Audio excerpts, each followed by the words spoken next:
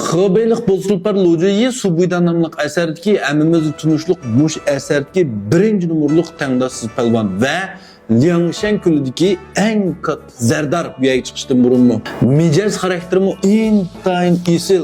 O da mendekla. Cengi Mahir kuşun başkuş iktidarı en yukarıymış Liangshan küldümü. Hem de bunu Subuydan namlıq əsərdəki en mükemmel palvan deyişki buludu. En mühim bir şey ki Subuydan namlıq əsərdək palvallar, baturlar, kahramanlar naiti köp tasvirlengen. Mesela Subuyda 108 palvan göz aldığımız kıldı. Bulanın içige munar yötküyüçü ezra çoğgay kırdırılmagan. Onundan sonra Lyogo'nun palvalları var, Afanglar'ın palvalları var, Şıvıngun var, Cücemet kurgudikiler var. Bunda köp palvan ezmetler toplangan, hemisi juğurup sözlengen bu eserin içinde. Birden bir hemmesinin en yukarı Tianhuaben de koyumuz mu urumdu turduğunu Xibeylik bozulpar lojiyi. Ondaqda bu yerdeki lojiyininki elem martı zadı qançılık yukarı yedigen vaqtımızda eserdeki biz yaxtırdıgan, bizi tunuşluq olgan Mayli Wusong, Lin Chung, Lu Jishin, Huyanzhou, Huarong her qandaq bir palmanның raqibi var. Yani tang turduğan. Bularning hemmisi 30 martam, 50 martam uruşup, tanışıp qalgan yoki yengilib qalgan mushundaq jangları hemmisinin var. Fakat Lujiyi'nin yok.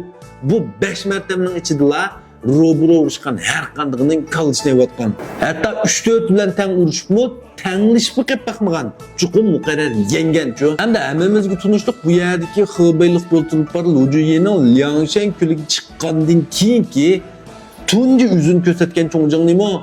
Şıvıngungni direkt tutqanlığı. Yoki kalısına qallığı şuna mı? Hem de bu yerdeki Liangshan külüdekiler çoğgay ölüp ketkenden keyin Sunjanның başçılığıda bu yerdeki Şıvıngungni öldürmekçi oldu. Lin Chung'dan Çinming çıkıp mı? Teng turamay qalıdı. Muşu vaqtımızda Xibeylik bozulpar Lujiyi bu Şıvıngung'dan bir mertem uruşmayla bunun iştikalısına vatıdı. Hem de yine bu yerdeki Liangshan külüdekiler orduğı teslim boğandan kiyinki janlarga qarsak mı?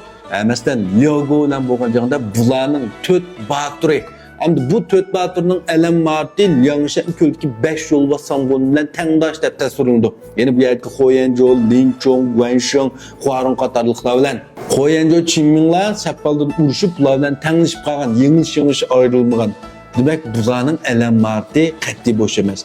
Lekin bu 4 sanğunning birisini öldürüp, ikisini yaralandırıp bularni chekindirib atıdı. Lojiyi yalğız uruşup. Yine Tianhu jangda Tianhu'nun birinci palvani dep namagan Bianshang bilen elişidi.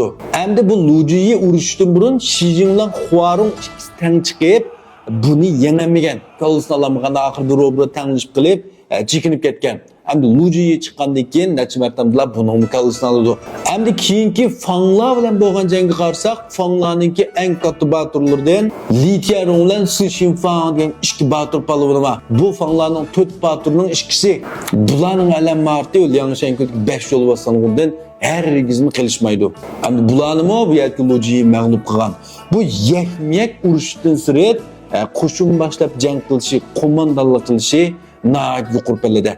Birden bir bunun bir qo'mondon bo'lib jang qilib baqqan odam ma'u. Endi Liangshan külüdeki biz yoqtirgan qolgan batur, 5 yol basanğından deymiz, batur Song'ullar, serkarlar ulaydi. Biroq qo'mondon bo'lishga faqatlar Lojiyining salohiyati tutishdi. Onun ustiga buning shu vaqtdagi orduga jamiyatga bo'lgan ta'siri eng yuqori pallada. Shuning uchun bu yerdagi Sunjang bilan Wuyong taslim bo'lish ishini amalga oshirish uchun Lojiyi kamiz bo'lmoqda. Shuning uchun buni chiqib ikkinchi atamanlik o'rtag'izdi. Lojiyi chiqqandan keyin anankin ordumu voy to'xtatira deb meni nazarda surib e'tibor bilan qarab o'tdi. Navoda Lojiyi chiqmagan bo'lsa, bularning chiroyli el bo'lishi amalga ishlatayın.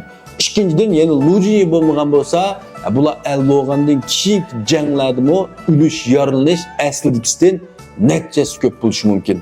Mayli robura uruşda, mayli qo'shin boshlab jang qilishda buning ko'rsatgan to'pisi Lojiyining ajoyib qaltis.